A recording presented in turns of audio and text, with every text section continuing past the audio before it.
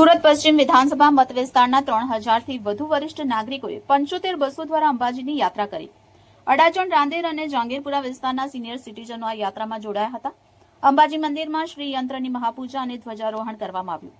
યાત્રા દરમિયાન વિશ્વના સૌથી મોટા શ્રી યંત્ર પાસે વિશેષ પૂજા અર્ચના કરવામાં આવી હતી। સુરત પશ્ચિમના ધારાસભ્ય પૂર્ણેશ મોદી તેમના પરિવાર સાથે આ પ્રસંગે ઉપસ્થિત રહ્યા હતા। અંબાજી મંદિરના વહીવટદાર પણ આ કાર્યક્રમમાં ખાસ હાજર રહ્યા હતા।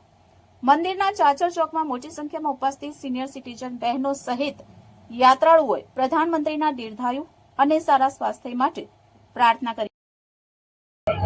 167 સુરત પશ્ચિમ વિધાનસભા મત વિસ્તારના જે વરિષ્ઠ નાગરિકો છે, જ્યારે વિશ્વ નેતા અને હિન્દુસ્તાનના યશસ્વી પ્રધાનમંત્રી આદરણીય નરેન્દ્રભાઈ મોદી સાહેબે 70 વર્ષ કે તેથી વધુ વયના વ્યક્તિ માટે વય વનના આયુષ્યમાન કાર્ડ ની જ્યારે નિર્ણય કર્યો, એ નિર્ણયને બિરદાવવા માટે, એ નિર્ણયને આભાર પ્રગટ કરવા માટે સિનિયર વરિષ્ઠ આગેવાનોના મનમાં એક લાગણી હતી। એ લાગણીને વાચા આપવાનું કામ આજે મોદી સાહેબના જન્મદિવસ નિમિત્તે પૂર્ણ કર્યું છે।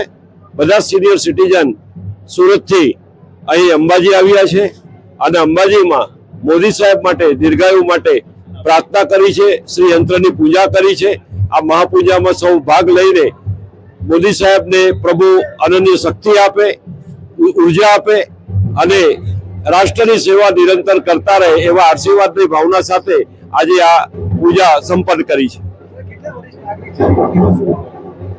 અમારે 75 બસ છે, 3000 સિનિયર સિટીઝન છે, એમાંથી લગભગ 700 જેટલા વરિષ્ઠ આગેવાનો છે કે જે 70 વર્ષની વયના છે।